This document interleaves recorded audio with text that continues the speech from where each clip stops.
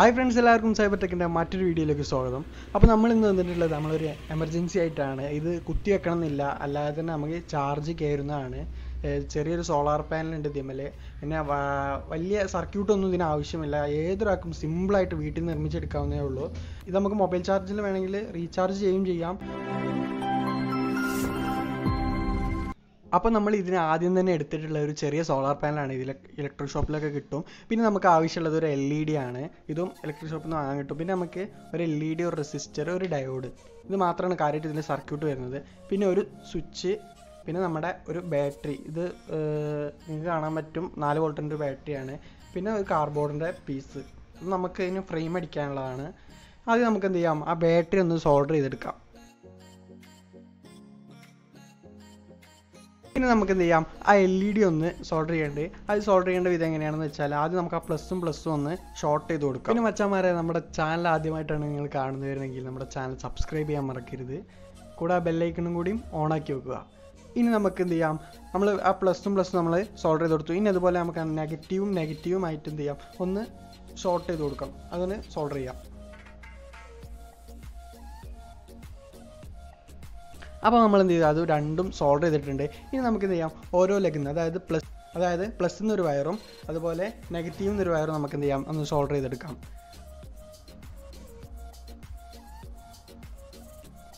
അപ്പോൾ നമ്മൾ എന്ത് ചെയ്തു, അതും സോൾഡർ ചെയ്ത് കൊടുത്തു. വളരെ സിമ്പിളാണ് നിർമ്മിക്കാൻ, വലിയ കോസ്റ്റ് ഒന്നും വരുന്നില്ല. ഇനി നമുക്ക് ആ LED-യും റെസിസ്റ്റർ, അതായത് LED-യുടെ പ്ലസ് പോയിന്റിൽ നമ്മൾ റെസിസ്റ്റർ സോൾഡർ ചെയ്ത് പിടിപ്പിച്ചിട്ടുണ്ട്.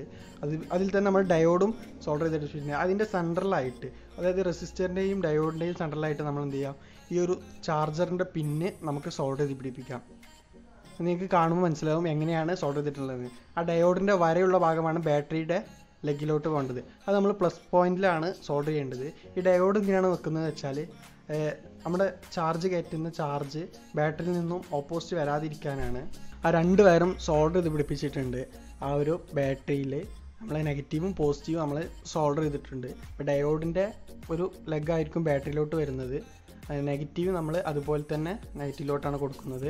പിന്നെ നമുക്ക് എന്ത് ചെയ്യാം, ഈ ഒരു LED-യുടെ വയറ് സോൾഡർ ചെയ്യാം. LED-യുടെ വയറ് സോൾഡർ ചെയ്യേണ്ടത് നമ്മൾ LED-യുടെ പ്ലസ് പോയിന്റ് നമ്മൾ സ്വിച്ചിലോട്ടാണ് കൊടുക്കുന്നത്. സ്വിച്ചിലെ ഒരു ലെഗിലോട്ട് നമ്മൾ സോൾഡർ ചെയ്ത് പിടിപ്പിക്കാം, അല്ലെങ്കിൽ ഇങ്ങനെ പിരിച്ചു വെച്ചാലും മതി. ഇനി നമുക്ക് ബാറ്ററിയുടെ ആ ഒരു പ്ലസ് പോയിന്റ് സ്വിച്ചിലെ മറ്റേ ലെഗിലോട്ടും കണക്ഷൻ കൊടുക്കാം.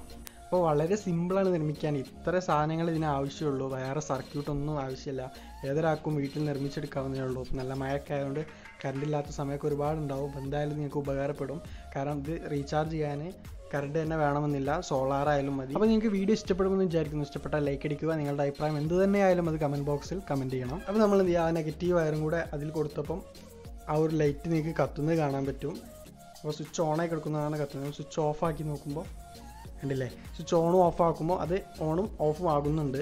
അപ്പം ഇതാണ് ചെറിയൊരു എമർജൻസി ആയിട്ടുണ്ട് ഇപ്പം. ഇനി നമുക്ക് ഇതിൽ എന്ത് ചെയ്യാം, സോളാർ ആഡ് ചെയ്യാനുണ്ട്. അതിൻ്റെ മുന്നേ നമുക്ക് ഇതിൽ ചാർജ് കയറുന്നുണ്ടോ നോക്കാം. കാരണം ഇത് രണ്ടായിട്ട് യൂസ് ചെയ്യാം. നമുക്ക് മൊബൈൽ ചാർജർ വെച്ച് ചാർജ് ചെയ്യാനും പറ്റും, അല്ലാതെ സോളാറിലായിട്ട് ചാർജ് ചെയ്യാനും പറ്റും. അപ്പോൾ നമുക്ക് എന്ത് ചെയ്യാം, നിങ്ങൾക്ക് കാണാൻ പറ്റും അവിടെ റെഡ് ലൈറ്റ് കത്തുന്നത്.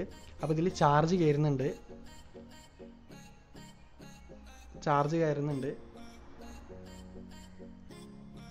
സ്വിച്ച് ഓഫ് ആക്കുമ്പം അത് ചെറുതായിട്ടുണ്ട്, കാരണം കപ്പാസിറ്ററുള്ള ചാർജ് ആയിരിക്കും. നമുക്ക് കേബിൾ ഊരി നോക്കുമ്പോൾ മനസ്സിലാവും.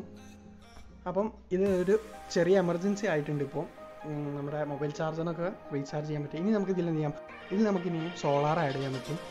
ഈ സോളാറിൽ നമ്മൾ എന്ത് ചെയ്യാം, ഈ ഒരു ഡയോഡ് കൊടുക്കുന്നുണ്ട്. ഡയോഡ് കൊടുക്കുന്നതും ഇങ്ങനെ തന്നെയാണ്.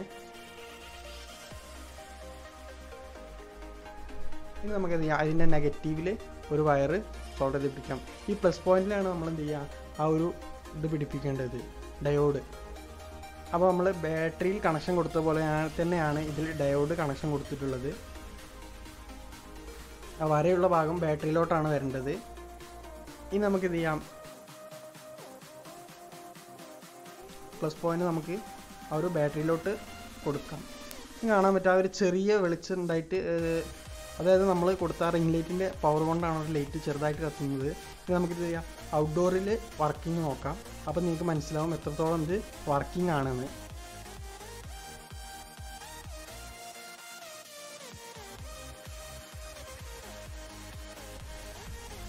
കണ്ടോ, അവിടെ റെഡ് ലൈറ്റ് നിങ്ങൾക്ക് കത്തുന്നത് കാണാൻ പറ്റും. ഇത്രയും ഉച്ച സമയമാണ്, എന്നിട്ടും നമുക്ക് ആ ലൈറ്റ് കത്തുന്നത് കാണാൻ പറ്റും. അപ്പോൾ അത്യാവശ്യം നല്ല പവർ ഉണ്ട്.